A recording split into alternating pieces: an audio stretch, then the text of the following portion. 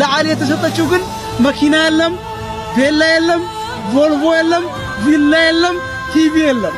ነቢ ሰለላሁ ዐለይሂ ወሰለም ዓሊ ብን አቢ ጣሊብ ሲመጣ እኮ ፋጢመቱ ዛህራን ሲጠይቅ ምንም የለውም፣ ወላሂ ምንም ገንዘብ የለውም። ዓሊ ለምን መጣህ አሉት፣ ዝም አለ። ለምን መጣህ አሉት፣ ዝም አለ። ዓሊ ፋጢማ ፈልገህ ነው የመጣኸው አሉት። አዎ አላቸው። ከዛ በኋላ ምን አለ አሉት፣ ምንም የለኝም አላቸው። ምን አለ አሉት፣ ምንም የለኝም አላቸው። እሺ በጦርነት ጊዜ የሚለበሰው መከላከያ ቀስት መከላከያ ጥሩር አለኝ አላቸው። ስንት ያወጣል አሉት። 4 ዲርሃም ቢያወጣ ነው። እሱን ትሰጣታለህ በቃ አሉት።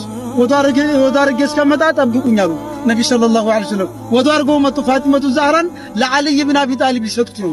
ዓሊ ያሉት ሁለት እጅህን ፋጢማ ጭንቅላት ላይ አድርጋት ነቢ ሰለላሁ ዐለይሂ ወሰለም። ጌታዬ እሷ ዘንድ ያለውን ኸይር አንተን እጠይቅሃለሁ ብለህ በለው፣ እሷ ዘንድ ካለው ሸር አንተ ትጠበቃለህ ብለህ። ነገር ግን እኮ የጀነት ሴት ናት እሷ። ነቢ ሰለላሁ ዐለይሂ ወሰለም የጀነት ሴቶች አለቃ ነው የተባለችው። ለዓሊ የተሰጠችው ግን መኪና የለም፣ ቬላ የለም፣ ቮልቮ የለም፣ ቪላ የለም፣ ቲቪ የለም። ወላሂ ለዓዚም ጉዳዩ ከኢማን ጋር የተያዘ ነው።